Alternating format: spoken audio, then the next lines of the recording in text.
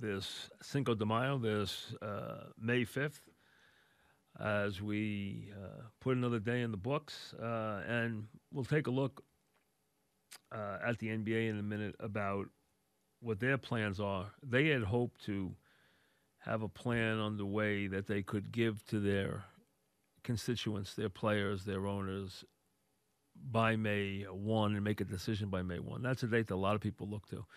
They now backed it up to May 8.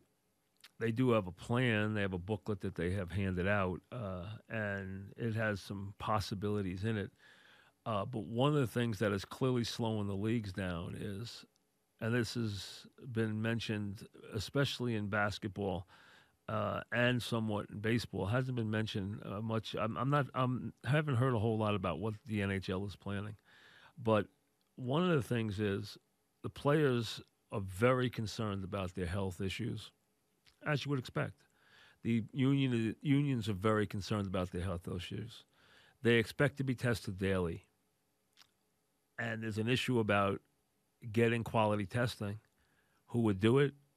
Who would handle that number of tests? They're talking about having tests in the thousands. So that means everyone who would be part of that traveling group for each team, which they would try to limit to 35 people was their plan. But anyone who would enter their quote-unquote bubble, would enter their sphere, would have to be tested. Plus, they would be tested daily so that they would be able to have a baseline and a protocol. Problem is they can't get any testing because they feel that if they go out and get some state-of-the-art testing that they could afford, that they will be singled out and it'll look like, oh, well, the NBA went and got testing when no one else can get it. When no cities have it, when no states have it, when no organizations have it, when the federal government hasn't put together any plan, how are we going to go out as the NBA and be the first ones to do this? We'll get destroyed, and they will. I mean, when they got a couple of tests early on, when it was heard that players had tests early on, people were going nuts. They were tweeting up a storm going, no, how come they got it? Of course players have tests, no one else has tests. So they don't want to come back under that kind of climate. It's hard enough to come back as it is. And the reason you're coming back is, number one, the players are coming back to get paid. The owners are coming back to salvage the revenue from the television because they're not coming back in front of crowds. And the broadcast partners, whoever that may be, whatever network you're talking about, is coming back to salvage something from their business with their sponsors. If you're going to do that and tick off your audience, which is trying to come back at the same time and might be unemployed and might be angry, it's not going to work under those climates. They want to be received, oh, great, they're back, not, hey, where did they get the test from? So that has created a big problem for the leagues. So the problem you're seeing from the top down, there is no national testing program. The testing has gone so badly that the national powers have punted it to the states. The states who are broke don't have a testing program. They don't have the ability, they don't have the money, first of all, and they don't have the ability to have a testing program. So they can't implement these testing programs. They're talking about trying to start implementing them, but it's going to take a long time to do. And instead now, basically, you have nothing national, nothing nationally led. So now you have each state dealing with it individually. You have states trying to open. We understand the economic pressures to open, but now you're watching the numbers get ratcheted up like crazy to where you've seen even the federal government redo their death numbers 4 and 5 times in the last week. To when they had come up with numbers of 50 and 60,000 just a week ago, and now ratcheting new numbers up that are in the 130 to 150 to 200,000 numbers of deaths. They're already at over 70,000 deaths. And a lot of states are starting to boil over again.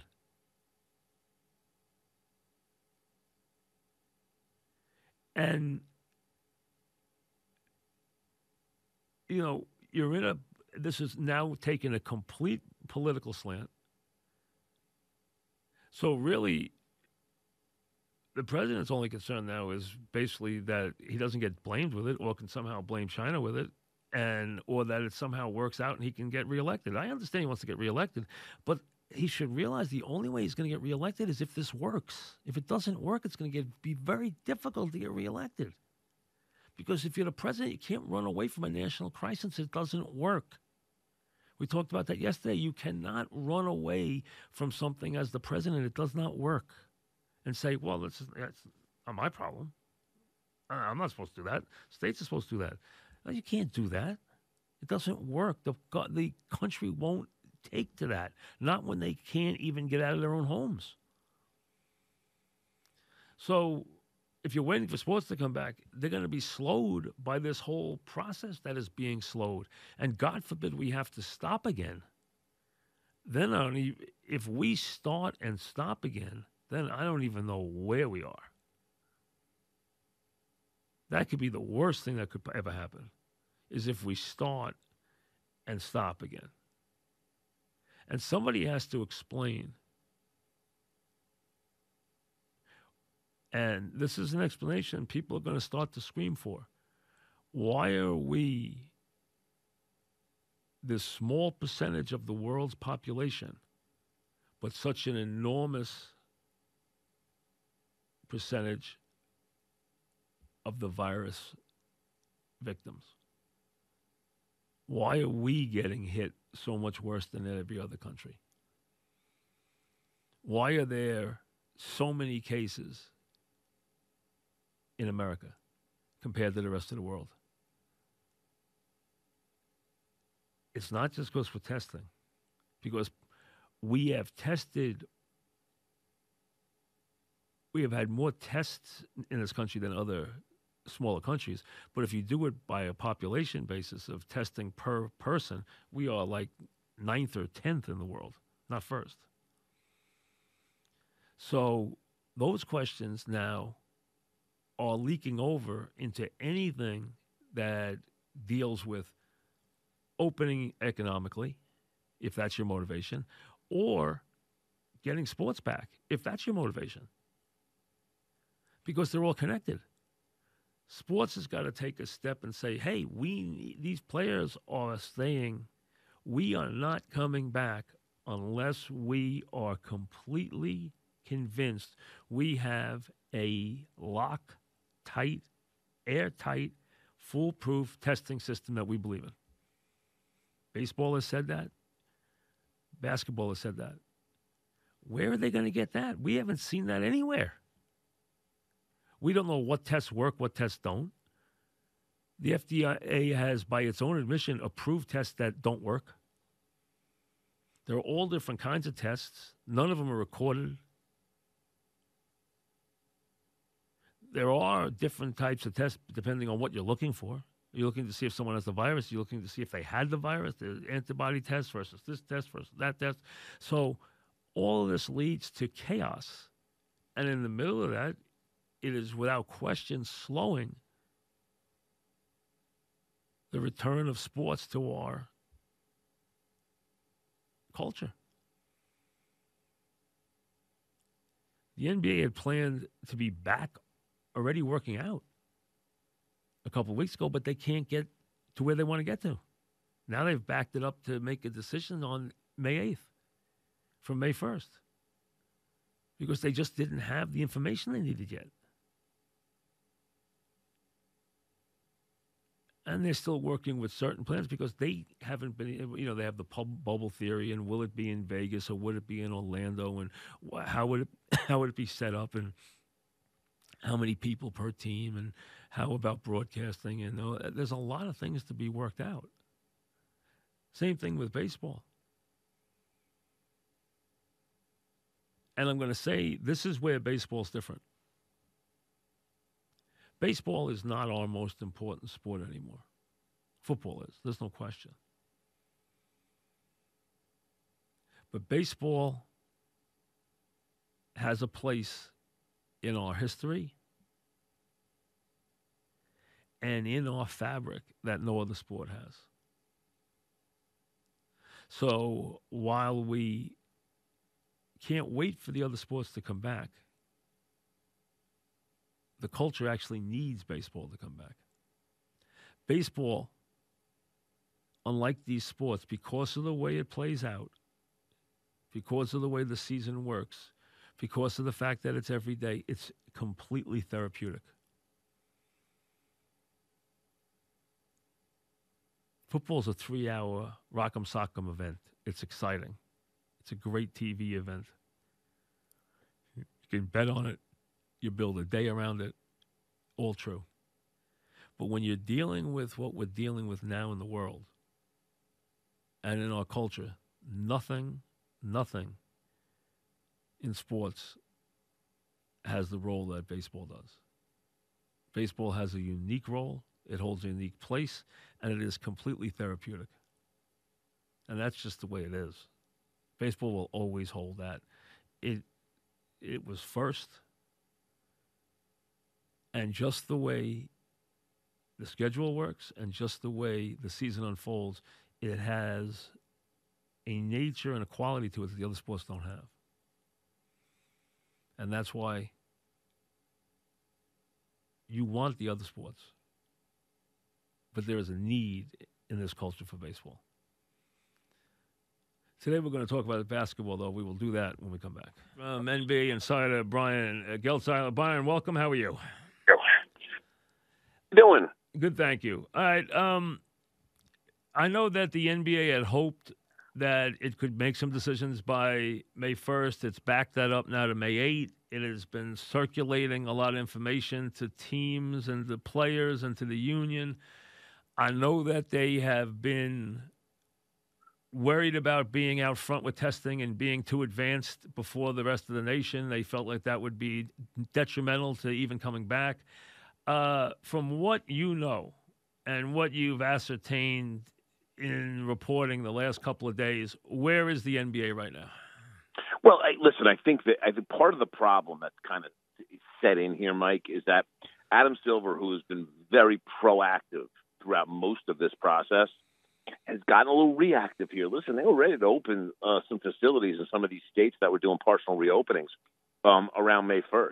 And he got a lot of blowback and decided, you know what, we can put that off a little bit. When I say reopening, I mean, listen, not more than 4 guys in a facility at a time. Everybody works out individually, proper social distancing, masks.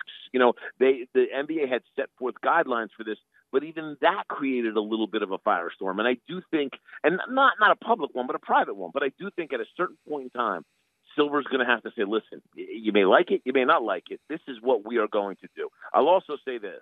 The talks about a bubble concept, you know, the fact that Disney is now in the mix for the bubble concept, even more so than Vegas, speaks to the power that the television partners have over the league in terms of reopening and getting a product. Now, let's touch on that for a second. Okay, ESPN plays an enormous role in this thing, and ESPN, Disney, the parent company, is in big trouble right now, and their theme parks have been closed for a long time. And if they can kill 2 birds with 1 stone and put this in a Disney theme park as well as put it on TV, that's helpful to Disney. And so that plays MGM, which is also a partner of the NBA's, against Disney a little bit. Who wins, Vegas and MGM or Disney and Orlando?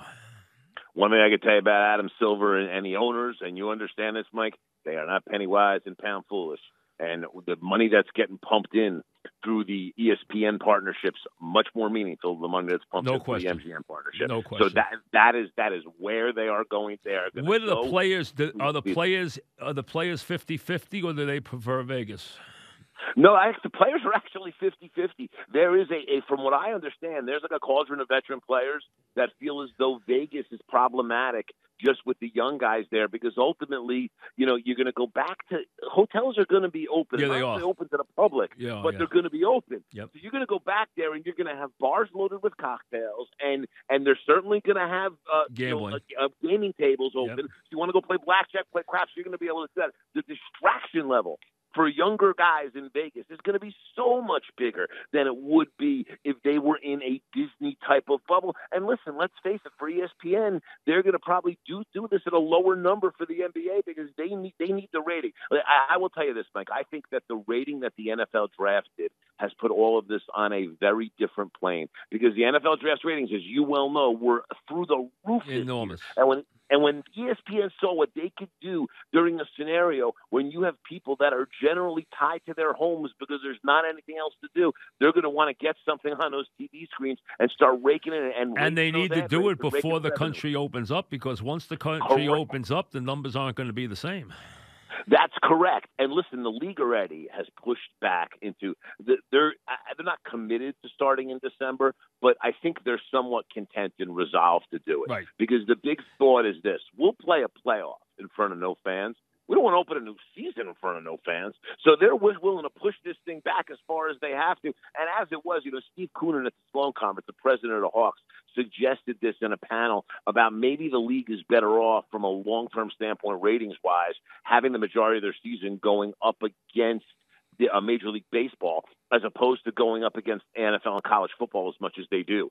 Starting on Christmas Day, and we've heard that expression before, people don't start paying attention to the NBA till Christmas Day anyway, so starting on Christmas Day and running your final into mid-late July and potentially early August, may give them a ratings advantage. And you know what? The circumstances have kind of given you that petri dish to go ahead and give it a shot.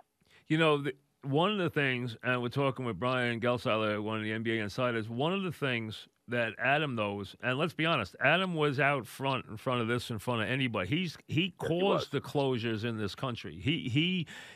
They wouldn't have happened for another 2 weeks if it wasn't for Adam Silver. Adam Silver was the one who closed America. He really did. He did it more than anybody else, more than the president, more than anybody. He closed America.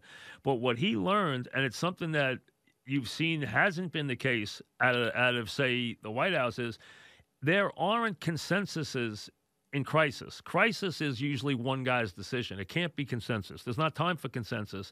Nope. Silver's got to make a decision on the NBA. He can't take a vote on the NBA. The only vote he's got to get, though, is he's got to get one from the Players Association. Where are they on the health issue? What do they need from do they need an airtight, lockdown, foolproof testing system that they haven't seen yet? Or can they live with some of the craziness up in the air stuff that we're looking at right now? I think they'll live with some up in the air stuff, Mike, under one condition, and that's that there is a plan if someone tests positive. That's the thing, Mike. And you and I have talked about this. What are you going to do if someone tests positive? Now, if it's one player, you ban them. If it's a team, you're dead. Well, that's the that's the problem. The problem is that you're going to have to be, and this is where it comes back to the how do you want this thing to play in public? Yeah, because you got to test every day. You have to test every day. Every day. Yes. You got it. You got to keep testing over and over. You're going to need a huge amount of tests. Yep. And listen, if everybody, they're talking 25,000 tests just for the NBA. Correct. And if everybody out in society can get a test easily, who cares? Test as much as you want. That hasn't happened yet. Right. Hasn't happened yet. Listen, I'm in New Jersey, Mike. It hasn't happened. Has not happened yet. That's not true. I mean, they're trying to tell you that it has. It hasn't. We all know it hasn't. And the NBA also knows, hey, we want to come back, but we don't want to come back as the bad guys.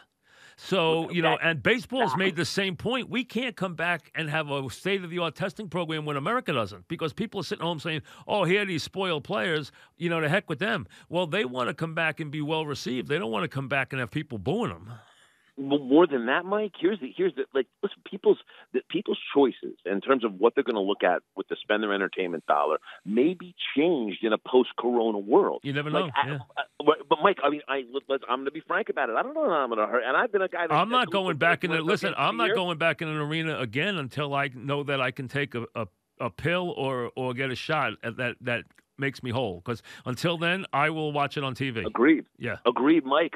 Listen, I feel the same way. I'm a guy that would go to 1 or 2 NFL games a year. I'm not going this year. Listen, I've gone to 10,000 live events in my life. I have gone to enough. I don't need to go to anymore. And I'll tell you, I'm not going. At this age, I'm not going until I know that it's safe. And a lot of people are going to make the same decision. They're not going to get back on a subway. They're not going to get back on a train. They're not going to go to Yankee Stadium or Madison Square Garden or, the Forum until the fact that, they know that it's safe. And that's going to be a big issue. Now, hopefully, they're working hard. There's billionaires and scientists working all over the world now to come up with a drug, so hopefully they will. what do you think next week? Do you think you hear something from the NBA next week? And when is it impossible? When is there a drop-dead date, or is there no drop-dead date for the NBA? Well, you say drop-dead date. I think. I mean, a date where they say we're done with this season. Well, I personally think you're going to have if you can't get players into facilities to start working out, because keep in mind, Mike, and we've talked about this also, you're going to have a minimum of 2 weeks. Yeah, I've heard 25 days, 25 days, yeah. Right, for guys to be able to come back in and get themselves back into NBA game shape. Right. Now, the league may say, sorry, you're not getting 25 days. You're going to get 18 days, okay, something like that. But you're going to need a runway. Yeah, minimum 2 weeks. Minimum 2 weeks. Which tells me that if you don't have this thing started by July 1st, done. That to me is the drop dead date, and it gives them less than 2 months. And as much as you think that's a lot of time, it's not a lot of time. Where are now? You know that a LeBron James knows his clock is ticking. He knows he can win this year. He wants to win. If you're the Milwaukee Bucks, you want to play this year. If you're the Clippers or the Lakers, you want to play this year. The rank and file, if they vote, what's the vote in the NBA? Is it close, or are the players overwhelmingly want to finish the season? I think you would get a good sized majority that want to finish the season. I think you'd have a smaller. The guys that don't want to finish the season, Mike, are the guys that have nothing to play for the rest of the year. The large majority of the guys in the league are still competitive and want to go out there and have the ability to play for something. Where I think you have guys that aren't all that interested is, why am I going to go invest 18 days to go play what's potentially one game in a single elimination tournament for me to to potentially qualify to try to get in the playoffs? Listen, I think what the challenge for the league right now is, listen, be very easy to stop the season and say we're just going to start with the playoffs. But I think they want to do something where they can still involve every team. Well, here's a couple of things that came up. Let's discuss it for a second. We're talking with Brian Geltzeiler. Here's the thing that I've heard, and it makes plenty of sense from this standpoint. They can't play the whole season out. We know that. No. Now, if you look at the standings, they don't have to, because they're not that close. Now, here's the thing, though. Here's the thing. They say they need, what they told me is 11 days of individual drills and 14 days of serious head-to-head scrimmage to get ready for the postseason. Now, let's say they cut that down to 7 days and 8 days, 15 days, 8 of scrimmage, 7 of individual drill, okay? Individual drill, they don't want to scrimmage each other, so why not at least play a couple of games at the end of the season, because you got to play against each other anyway. Now you are bringing back the bad teams. You got to give them some incentive that if they do something right, do you then come back and play the last 3 games on the calendar, on the schedule, and then have a elimination tournament that is everybody not in the top 16, or take 14 teams and then say 2 teams earn slots out of the loser bracket and let those teams play off for a week to see which 2 get into the winner bracket? I've heard something like that could be possible. What I had heard was essentially that no more regular season games get played. So they're going to scrimmage against each other and they're not going to count. Correct. Okay. Everybody's going to get 2 exhibition games. Okay. It's essentially exhibition games. Okay. Get out there, get yourself against another team, and then I heard a single elimination tournament. If you are a top 7 seed, you're in the playoffs. And what this allows is that those top 7 seeds buy themselves anywhere from 4 to 6 extra days to be able to play more, work out more together, get themselves. And then the 8th team has to fight to keep its slot. The 8 team's got to fight to keep its slot. So 8 through 15, right. Okay, they play a single elimination tournament, which would be as exciting as hell, Mike. That would that would work. That would be very exciting. There's no question. Yes, it'd be great. But some of the pushback you get from players is that, so I'm going to train all this time. Right. I'm going to come back, play 2 exhibition games, potentially just to play 1 game. Well, yeah, that may happen. Well, yes, especially when you realize that the Nets might bring back Kevin Durant to play that game. You know, something like that. Why not? Right? Yeah, and put them in the playoffs. Yes, if I'm Kevin Durant, I'm healthy enough. And by the way, that's, I believe we're at 7 right now. So they would be in anyway. Oh, they would be. Okay. Yeah. Orlando's at 8. So the Nets are at 7 right now. They would squeeze in there, and all of a sudden, how about that for Milwaukee? How about that for Milwaukee, Mike? Or no, I'm sorry, number 2's Toronto. How about the defending champions, you get Toronto Durant. Raptors, you get Durant. who didn't get Durant last year to win a title? How about a great story about that? And come in a first-round series and have Kevin Durant and the Brooklyn Nets. It'd be wild. And again, there's so many. And then would the playoffs be normal after that? Once we start the playoffs, when we have 8 teams, we're back to normal playoffs? I think that is a big bone of contention right now among the league. Listen, one thing that Silver doesn't want here is he doesn't want to play off the history of this league, Mike, as you know, is so important. Listen, I saw you were on The Last Dance last week talking about the Knicks from the 90s. I mean, you understand the history of this sport. The history of this sport is so important to Adam Silver and the owners that they don't want an asterisk next to this year's champion. No one wants it. Listen, LeBron doesn't want to go ahead and win a title. No, he wants a real title. He wants a real title. Yeah. He wants a real title. So that's where I think it's finding the time to be able to do it. But I think what they're going to have to sacrifice is rest in between games. I think ultimately you're going to have to play a whole ton of back-to-backs in the playoffs to get all the games in. I know that the one thing they are resolved to doing is playing the first round as a 5-game series instead of a 7-game series, because for years the league was like that anyway. So to be able to cut those games off is okay. But I think they want to make sure that this year's champion doesn't have an asterisk next to it. And it's really important. So I think they're going to try to find a way to get all those games in, even if they're obviously playing multiple games a day at multiple locations. And there's going to be back-to-backs where you would normally maybe have a travel day. You'll play a back-to-back, get one off, maybe play 2-3 in a row because you're playing in a neutral location, get one off. And I think they'll probably do it that way. There will be a couple of off days sprinkled there, but a whole lot of back-to-backs in the playoffs. But let's face it, Mike, after all this time, the players that haven't been playing, there's no reason they can't come out and play playoff back-to-back. Well, do you think there's a chance there's Vegas in the West and Orlando in the East, and those are the two sites? Is that possible when we create two bubbles? I think it is possible. I think that the one thing you look at there are the costs involved. I think that may be more expensive. I mean, the MGM says they can set it up with their you know the layout out there. They can actually have 3 hotels connect, and they can have all the courts inside the convention center, and they would be perfectly set up. They'd never have to go outside. Yes, they absolutely could do that. And I think that kind of bubble system would work very well at MGM. But I also know that doing things at UNLV is something that's very much on the radar as well. Because you have it right there. I mean, it's within walking distance. You have Thomas and Mack right there, so it's right there. So. Correct. And if you're putting players on buses and loading docks, and you're putting them on a bus at a loading dock at a hotel and taking them off a bus at a loading dock at a UNLV, it's fine. So I don't. Even though MGM has the ability to do that, I don't know if the league necessarily needs that. It's just a question. Because keep on thinking about it. At one point or another, you're gonna have to gather everybody. At least and no media. The plan is no media. Even announcers would be off site doing games. But there'd be no media. They want to keep their crews, counting officials, down to 35 people. Yes, that's it. And even the announcers will be off site doing it off monitors, which I think is great. Listen, you want to keep as many people safe as possible. One of the big things, and I know Adrian Wojnarowski, ESPN, had this earlier in the week, but I had heard this before that as well, and it is the big concern is for the assistant coaches that are older. You have head coach Alvin Gentry's in his upper 60s. Right. Greg Popovich in upper 60s. Absolutely. Older guys. Absolutely. You do not want to put these guys at added risk. And by bringing younger media in, there's been talk that Popovich wouldn't even go.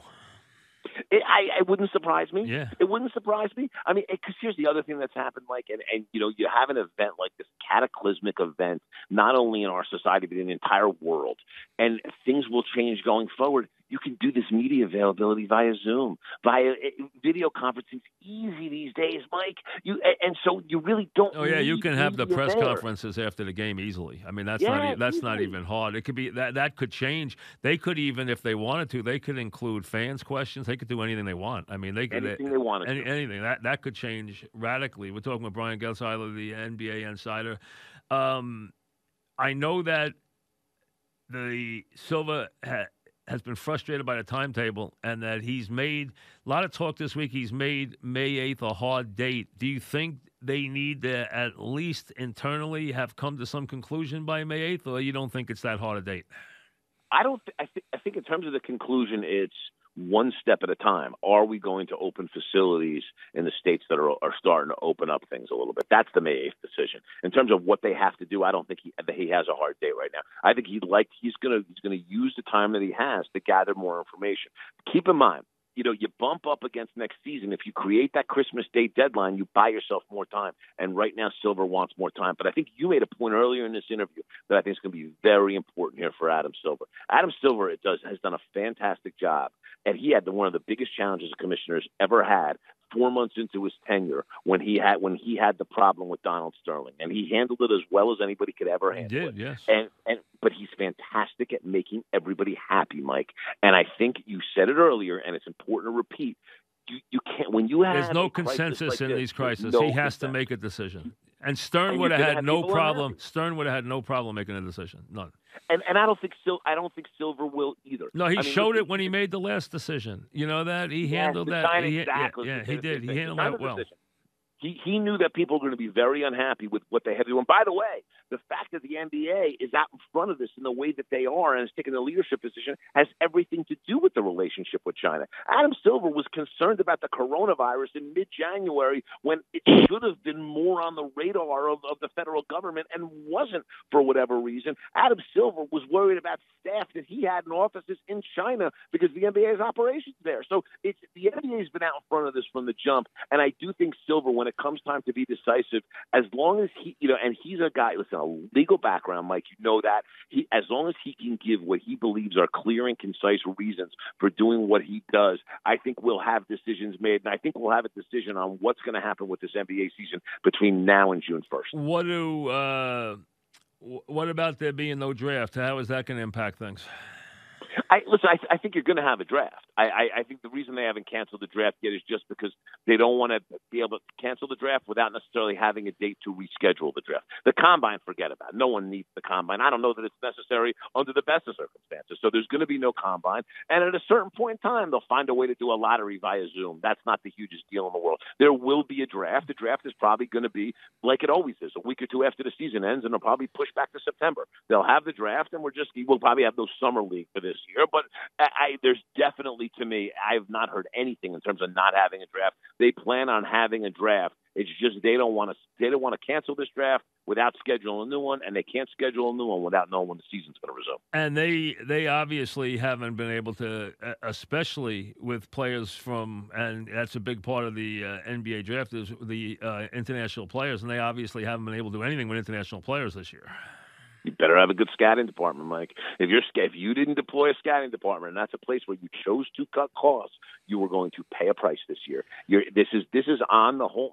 We know there's scouts flying all over the world. This is on the homework that your personnel department and your scouting department should have done last summer, early during this season, to be able to know who's out there and what's out there internationally. And if you didn't do that, if that's not a place where your organization chose to spend money, you're going to have a little bit of problem, and maybe those are guys you're going to have to avoid the draft because you don't know enough about them. It's a big challenge to these personnel departments. But if you're properly prepared and you do your homework, and you're Daryl Morey in Houston, and you're traveling internationally on a frequent basis to look at players, you're Lawrence Frank with the LA Clippers, and you're traveling constantly to look at players, you're going to be fine. If you haven't done that or you've pulled back on scouting, you're flying blind here, and you're going to have to kind of proceed accordingly and maybe avoid players that you don't know enough about, even if that's the right consensus pick. What month will the NBA final be played in? The NBA final, I think, is going to be played in August and may run into September. I don't think they're going to push much past Labor Day. They don't want to be up against the NFL, and if they're going to start Christmas, they need some semblance of a meaningful offseason. So I think we'll probably see it all. I think we'll see a final in August that may potentially spill into early September. Very good chance the NFL doesn't start till October 15th anyway. I mean, that's been rumored about. They're gonna put out a schedule this week that starts September 7th, but I don't think that will happen. I think they will begin October 15th, if I had to guess. Same reason we gave for the NBA, Mike. Yep. They want people in the stands. The NFL, listen, you think about that, the opportunities, and granted, TV money is the large majority of what they're bringing in anyway, but they want their gate ready. Oh, yeah. I mean, the other sports, it hurts worse, as you know. But let me ask you this. It's been a tough year for the NBA because they lost, as you said, $300 million over the China incident, at least $300 million in revenue. They've had a tough year now with the interruption this year. How tough has it been on the NBA overall to the teams this year? It's been very difficult. Listen, one of the things that kind of flew under the radar when at the first 2 weeks of the league being suspended in late March was they had to increase that credit line. from $600 million to $1.2 billion. And I have it confirmed that there were three organizations, and I don't have which ones, so I don't want to mention their names without confirming because it's a big thing to say. But the organizations weren't going to make payroll without being able to increase that credit line. Three. They've also three organizations. They've also inquired, Mike. They've also inquired to what if we have to go higher? I've heard they've already gotten it approved. Yes, and they've gotten it correct, and they've gotten that approved, yeah. that they're able to go higher if they have to. But that tells you everything you need to know. And that's going to also affect free agency next year. Listen, the guys, last year was a free agency bonanza, and the guys that went out there and got their money ought to be very, very grateful because the cap is going down this year. It is not going to be any kind of big free agency bonanza this year, and there's going to be teams that are hurting, are frankly hurting. And so it's going to be very interesting to see. But the league has taken huge hits financially here this year. It's been a major, major step backwards, and one that you're not going to recover in just 1 year. It's going to take a couple of years for some of these teams to get back on their feet. All right. Thanks very much, Brian. Talk to you soon. Thank you. Always my pleasure, Mike. Thank you. Brian Gelteiler, NBA Insider. All right, let me get to the thing we do every day where we take the date and then we look at Mickey and Bernie every day. Today, 5-5, Cinco de Mayo. As is often the case, especially early in the season, we wind up with Mantle's 56th season because that was one of the great years of all time. On this 5-5, the Yankees in a series with the A's. Yesterday, he had a big game against the A's. Today, again, a big game against the A's. 3 for 4, 3 hits, 2 runs, 2 homers, his 8th and 9th. So on this 5th of May, he's got 9 home runs, 23 RBIs, batting .423 with a .514 on-base percentage. Now, he went on to have one of the greatest seasons, top 5 seasons of all time. Okay. He led the major leagues in not one league, led both leagues in 5 departments, the 5 major departments. 923, 433 with a .514 on base percentage. Now, Bernie, this was 5-5, 2000. The Yankees beat the Orioles 12-10. Bernie goes 3 for 5, 3 runs scored, 4 RBIs, 2 home runs himself. Listen to Bernie's stats, who was usually a slow starter. Listen to these numbers: 831. Hitting .311. So on May 5th, 2000, Bernie already had 31. Mickey that year won the Triple Crown. He had 23 RBI, 923. Bernie was 831, 311. So Bernie was off to a phenomenal RBI start that year, and that was year 2000 for him. Back after this, they have a Yankee game tonight. They're always running a game tonight, but I think they're running a Yankee game. But I'll find out for sure. I think this might have been the 09 clincher. I'll have to check. We'll check that at the top of the hour. I try to find something positive to hold your hat on to rather than all this negativity about all this stuff as one day it bleeds into the other and the news isn't good and the prospects don't look great and everything seems still to be very, very chaotic. And then you hear about this guy named Dr. Tom Cahill, who's a 33-year-old guy who rents a 1-bedroom apartment near Fenway Park. Doctor. Guy owns 1 suit, but he is a renowned doctor, and he became a founder and managing partner of a investment firm. Did very, very well. New Path Partners. He has gone and put together a group that people have compared to the Manhattan Project. Now, the Manhattan Project was bringing together these brilliant minds to create, obviously, a very, very different outcome, as we know. But it's the same idea. It's billionaires using their resources to back a bunch of scientists who come together to try and see if they can utilize unlimited brain power and unlimited financial backing and see if they can stamp out the dreaded virus. They've termed it scientists to stop COVID-19. And you're talking about guys who, this is a secret group of scientists, and they've been meeting, pulling together, and doing very, very intricate and promising research on the pandemic. They have put together a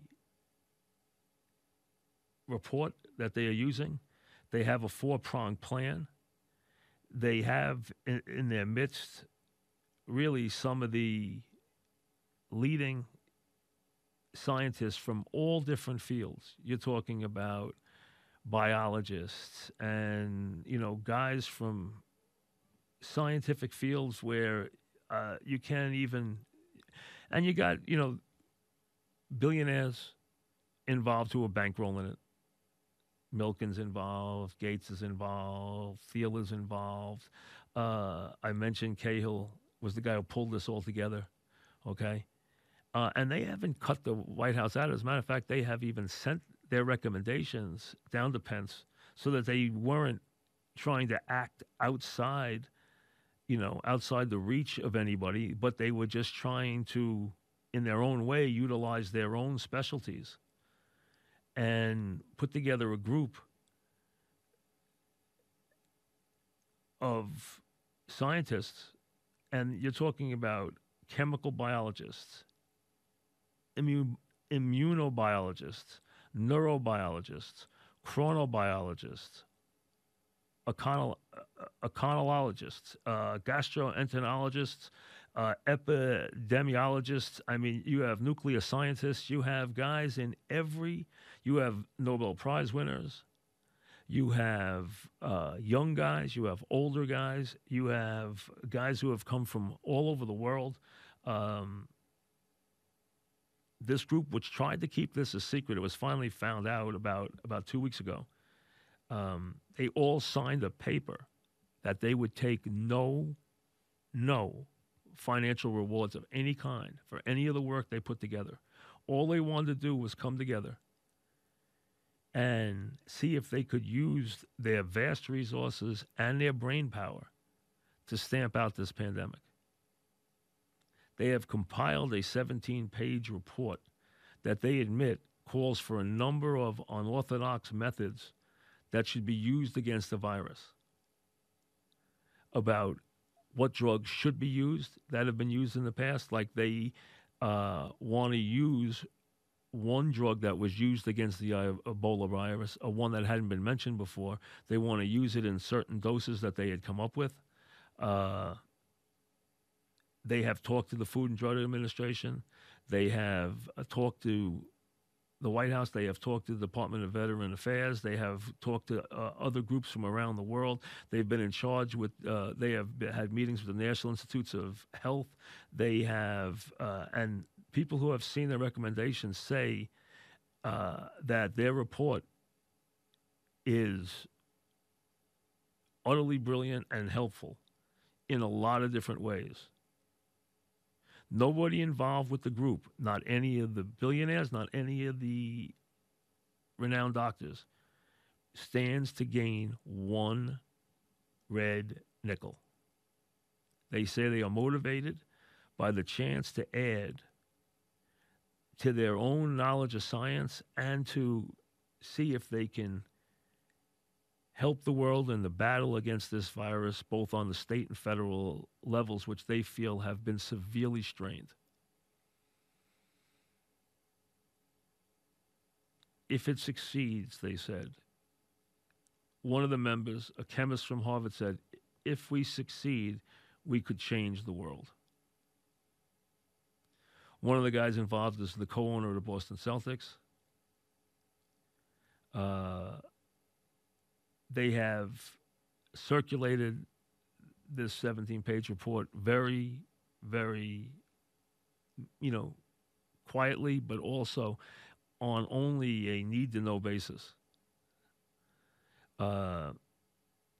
They say that they know that some of their ideas may not be implemented by government. They understand that. But they said that this is something they felt they had to do. Cahill went and picked people, handpicked them from around the world. He said when he first put out feelers, he thought he would get maybe 10 responses.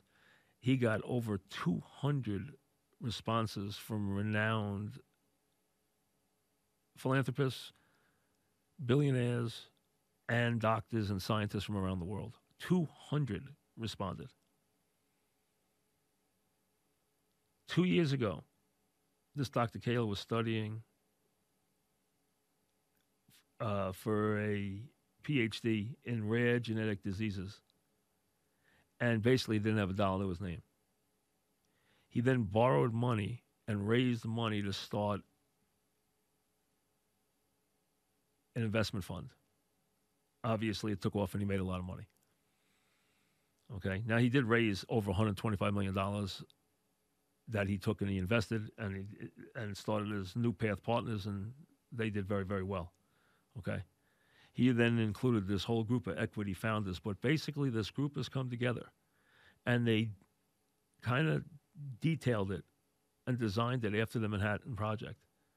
And most of the scientists that they went to were honored to be chosen to come work on this stuff. And they listed a 4-part plan, which I won't go through the whole thing here.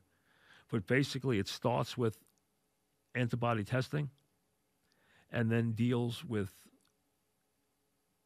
therapeutic and then vaccine drugs, and then how these drugs will be implemented around the world. They feel, when they went around the table, they asked some of these renowned doctors, the story goes, how much time do you think it will take us to implement this? The consensus at the table was 18 months. And then at the end of the night, they said, let's cut it to 6. Now, that might take a miracle. But the way I look at it is, this is what you're looking for. And this is what America can do. Because when you can take that kind of resources, unlimited resources from people who don't have any motivation except to do good, and then put together big dollar power and big brain power, that's where you move mountains. Especially since nobody has one motivation. As they said, we are completely apolitical. We don't have a political thought in our heads, and we don't have a financial thought in our heads. We don't want to make a dollar, and we're not trying to do anything politically for anybody. All we're trying to do is save the world. And to me, this is the first thing that I've heard about that gives me some optimism, because these are the kinds of things that generate great results. Their motivation is pure. They have unlimited resources. So the sky's the limit. There's nothing they can't touch. There's nothing they can't buy. There's nothing they can't do. And you have the greatest brain power in the world, all in one room. That's what needs to have happened in this. That's what we've been waiting for, is somebody to do this. And it took a 33-year-old guy, a doctor who became an investment partner and a guy who ran his own fund named Dr. Thomas Cahill, who put together this group. That's what we were looking for. Somebody who would be able and motivated to have that kind of reach and that kind of incentive. That's what we've been needing. That's what I've been waiting for, is just to hear somebody take the bull by the horns in that way. And it took this guy to do it. I just hope he and his group of brilliant, learned, and very obviously well-established men who don't have one bit of personal motivation, which is critical, because that makes the group that much more powerful because nobody is looking for any attention, reward, recognition. They're just looking to beat the virus. Back after this. Ready to go on the Fan, New York Sports Radio. Mike's on, Mike's on.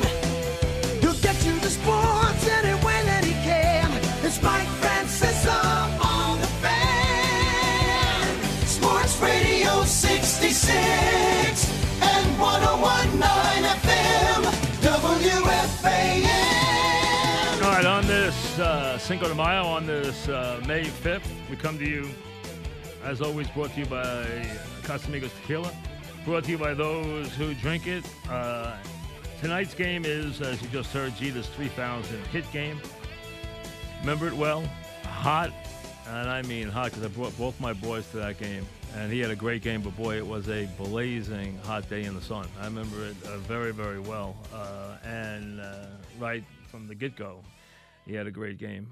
So that is tonight's ball game, so one that Jeter fans will remember forever. So another game to reminisce about. I know you want to get to some regular baseball. Hopefully before too long that'll be the case. A couple of things here. Number one, some of it revolving around the Jets, and a little of it head scratching. I don't get Gore. I mean, the last thing you want to do, I mean, they already have a back who's making a lot of money, who I guarantee you're scratching their head about a little bit. And now they're going to get Gore? Boy, way to get Younger in the backfield. I mean, I don't get it. I mean, to have both of them makes no sense. That's a puzzling move on any level. Now, Gore's a good guy to have in your locker room. Been a consummate pro. I'm not saying that for 1 second. But what sense does it make? It makes absolutely none. Nunwa's gone again. He's going to miss the whole next season. Too bad for him. That's a promising player. You would have liked to have seen him. He's a guy who was an interesting matchup for people, but will not be ready to play and will miss the year. So the injury problems continue for him. So that hurts, no question. And someone called yesterday and asked about signing Logan Ryan or signing Clowney. Now, you could use both players.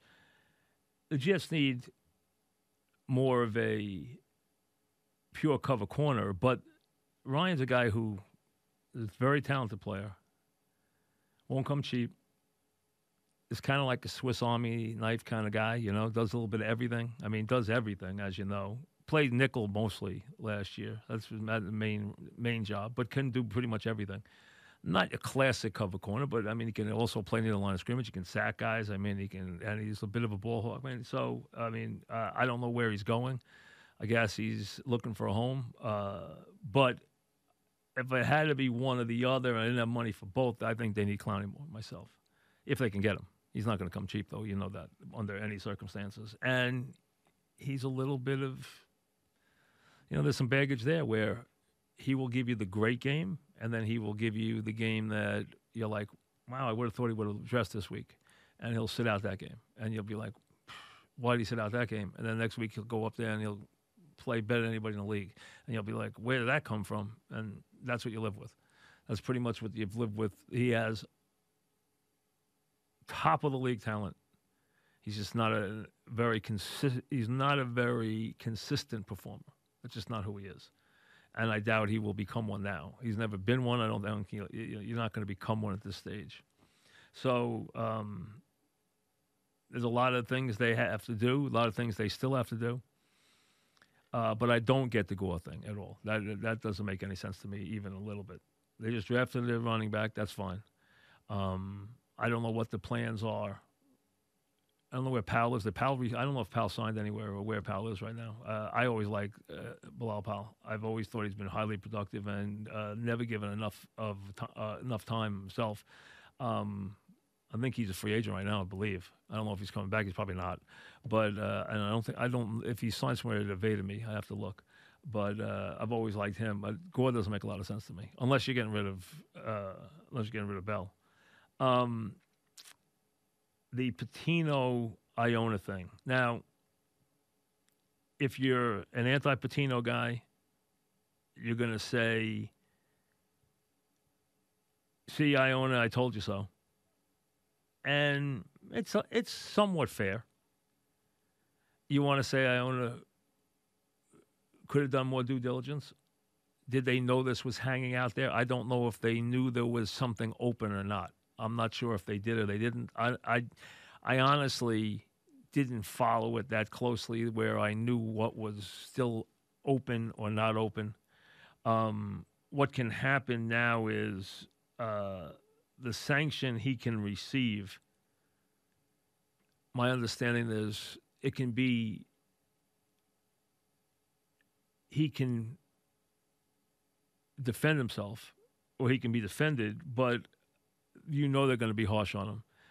And I think there's 3 levels of suspension that he could carry into Iona, which would be, I believe, the maximum would be half a season. I think it's 5 games, 10 games, and half a season, or it might be 5 games, 10 games, and 15. I have to go back and look. But I think there's 3 levels to it, and I think he's level 2. So I think he might be looking at 10 games if he gets hit with the maximum. I believe that's where he is. I think his was number 2 out of the 3 levels of it. But he could sit some games.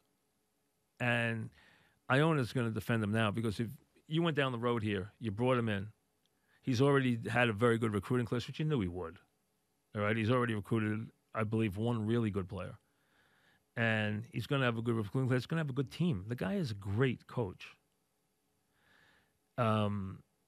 So sounds like he could wind up, and I would think the league would do everything they could to hit him. I gather he could sit some games.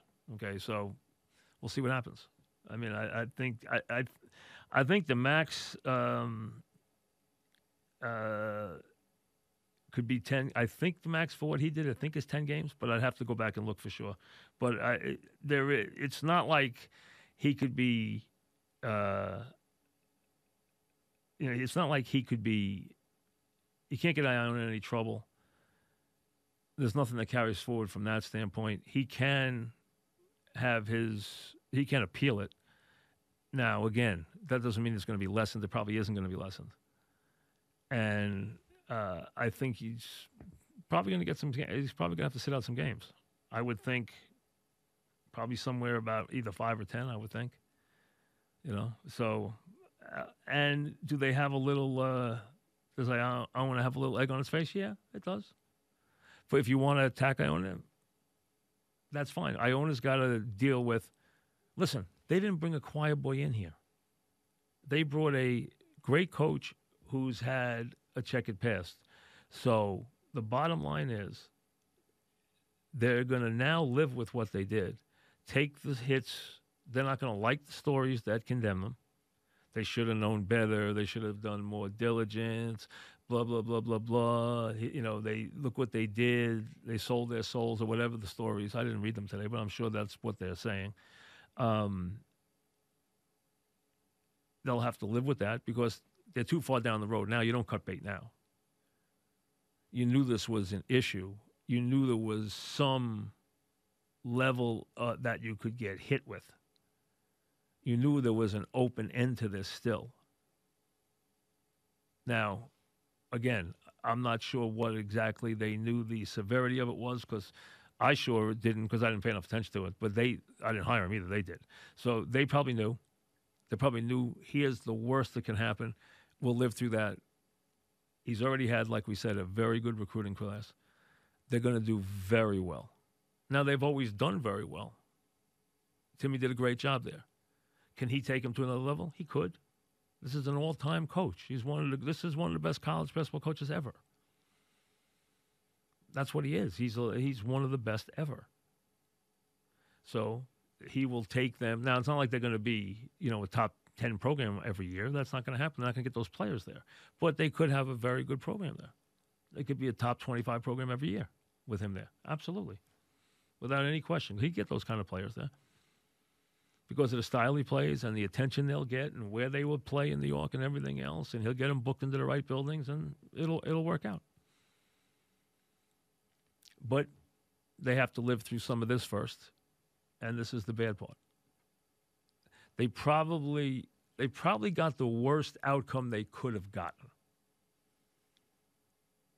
But the NCAA was looking to get him. You know that. If they could get him, they were going to get him. And they definitely, laid a glove on him, which they were trying to do. Back after. And it could result with him either serving one or two ways at Iona. He could miss games, he could be suspended for games, or he could be restricted in recruiting. Now, he's already had a huge recruiting class. Here was his comment. I firmly disagree with the allegations, as you would expect, and will follow the protocols in addressing this allegation through the administrative process. Okay? Due to the NCAA's bylaws, I will have no further comment on this matter until it's resolved. Now, I could tell you, the odds on him getting it knocked down, they can't stand him, so they're not knocking it down. Whatever they can give him, they're going to give him. Any way they can embarrass him, they're going to embarrass him. Okay? Iona knew there was a chance. They knew there was an open allegation. They knew there was a chance he could get hit this way. They ran the risk of what's the worst that could happen, which would probably be a suspension of anywhere, say, from 5 to 10 games. I don't even know if they can give him 10. I'd have to go look at the bylaws to see if they can give him 10 or not. All right? It would be one and done. He didn't do anything at Iona. Iona just says, hey, we did our due diligence. We thought everything was okay. You're talking about compliance here. They didn't hit him with the highest level penalty. They would have if they could have. They didn't. They hit him with a grade 2. So it allows them to ruffle his feathers a little bit and give Iona a little nudge. Iona will say, we're sticking by our guy, and they already have, because there's no way they're going to bail on a guy for that. It's not happening. They wouldn't hire him then. If they were afraid of this, the schools that didn't go near him in the last 2 years didn't want to deal with this. They didn't want a headline that said, what are you doing hiring Patino, kind of thing. As long as you take that one day, then all of a sudden you take the fact that he's had a tremendous recruiting class already, including, I gather, now I don't follow recruiting, but from what I gather, he's got really a terrific player coming into the school, from what I understand. So, and I'm sure he's a guard. I mean, first of all, who has big men anymore anyway? So I'm sure he's a guard. But supposedly he's got a very, he's got a very talented recruiting class. They're going to win. That's all there is to it. Listen, Klus always won. Klus basically averaged 25 wins a game there. 25 wins a season there. He won 20 games every year there. He went to the tournament almost every year there. So Patino is going to do the same thing. They're going to win there. He might even put him a little more centrally on the map than Timmy did. And Timmy did a great job there. I mean, Timmy was a wonderful coach. He's been a wonderful coach his life, and we wish Timmy well. And Iona would have been happy with Tim forever. Tim got sick. And they went out and they gave Rick a chance. So you knew they could deal with a little of the baggage, and they're going to deal with that now. And then they're going to smile all the way to a good season. And, hey, if you were that afraid of getting your feathers ruffled, you wouldn't have hired Patino, because you knew it came with the territory. So you had to know that could happen. Now it's over with. It happened. It's not going to be anything earth-shattering. They didn't hit him with a number one. They basically said, you're the head coach. You're supposed to know what's going on in the program, and that's very fair. Listen, a head coach can never, ever, in my book, run away from anything that happens at the program. He's in charge. Whatever his assistants do, that's on his watch. He's responsible. And he's responsible for anything that happens in that program whenever he's not there. He's still responsible. That's his program. If he doesn't like it, get rid of the people doing it. That's all there is to it. So the idea of people doing stuff behind your back is very hard to ever digest. But remember, it's not any different than anything else. You always put layers of people so that you have deniability. It's always that way in every business. Oh, I know what they were doing. I mean, I would think I was there every day, every minute of the day. I mean, come on. So, hey, it's not a pretty game. Let's be honest. College basketball is a dirty game now because recruiting is so fierce. And these guys all want to win. They don't give coaches big contracts who lose and graduate their players. If they did that, those are the guys that would be lauded, and they'd get all the money and all the security. The security and the contracts and the sneaker deals go to the guys who win, just like everything else in life. It's about winning.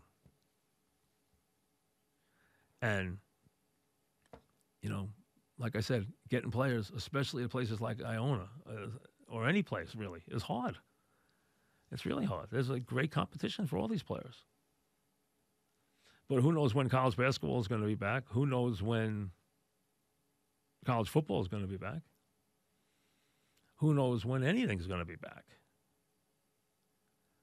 Because every day we just seem to just get up and just deal with more uncertainty. So I don't know. We're going to wait and see. That's why tonight they have Jeter's game, and Susan and John have Joe Torre, so you can hear Joe reminisce. And I'm sure they got some Jeter sound bites, and Jeter had a big game. I remember it well. I took my boys to the game, and I remember it was hot as. I remember because they were going crazy because we were sitting in the sun. Our seats were in the sun on day games, and they were like, "Dad, it's like 1,000 degrees here," and it was. It was one of those days where it was just roasting, but it was an incredibly impressive performance, and he, like he usually did, he rose to the occasion. As he seemed to do so many times in his career. So you get another game, and like I said, maybe before too long, you'll have a real game to sink your teeth into. That would be nice, wouldn't it? Hey, if things can somehow break right, you're going to have plenty of sports. I know it's been 50-something days, and you haven't seen a game, and they've already canceled a whole lot of stuff. They've already canceled Jeter's Hall of Fame this summer. They've already canceled Saratoga. We've already lived through the canceling, not the canceling, the postponing, pushing back the Masters. Hopefully they do play it in November. Pushing back the Derby. Hopefully they'll conduct that on Labor Day weekend. Hopefully all these events don't get canceled again. Hopefully we do get some, hopefully we get to see LeBron James play in the playoffs this year. And hopefully we get to see this Yankee team, which has so much talent this year, get to try and win a championship. And hopefully we get to see an NFL season, next year, whether it's, Tom Brady and Gronkowski that are going to excite you in a new spot or whatever it may be that gets you excited about the NFL. Although I think there's a very good chance the NFL schedule will come out this week, and it will say that the league will begin in early September and that the Super Bowl will be February 7th in Tampa. But they already have other plans that would begin the season in the middle of October, and the Super Bowl would be I believe the 27th. I believe that would be the date in February where it would be played. The last Sunday in February, which would be the 27th, I believe, of February, would be Super Sunday in Tampa. Now, all these seasons, if they do get underway here, are going to push next season's back. We can all live with that. So, but what that's telling you already is it's going to be a minimum of 2 years before sports as we know it will have a sense of normalcy. That's the best we can do, is 2 years. When you put it in that kind of perspective, it's kind of eerie that right now we're sitting here on this 5th of May, not knowing what's going to happen and when it's going to happen or if it's going to happen, and knowing that already There are alternate plans to next season in the NBA. There are already alternate plans to next year's NBA season. There's talk of the college football season maybe starting in January and being played into March and April. Remember, college football is big business. It's a $1 billion industry. Billion with a B. It is one of the most lucrative TV packages there is college football. It's enormously successful. Generates incredible ratings, incredible income. And something like the NFL Network, the Big Ten Network, does incredibly well. I mean, it's become a standard at a very young age, a standard on television. So you're talking about phenomenal amounts of money. The sports has already, if you count youth sports, there has already been disruptions in sports over $150 billion worth already. And we're only in May. Counting either events that have been canceled, seasons that have been canceled, or events that have been moved. Now, we don't know if they'll be played or not, and that money would come off those books. But if you count it being touched in one way or the other, either disrupted, rescheduled, postponed, move, and count youth sports and count everybody who does anything in sports, you're talking about over $100 billion already. That's an incredible amount of money. And that's the tip of the iceberg when you count the entire economy. Then the number you're talking about is in the trillions. So Jeter's 3,000th game, Joe Torre to revisit it with Susan and John. Casamigos Tequila, as always, brings you the program, brought to you by those who drink it on this Cinco de Mayo. We will see you tomorrow. Be safe. Yankee baseball is next.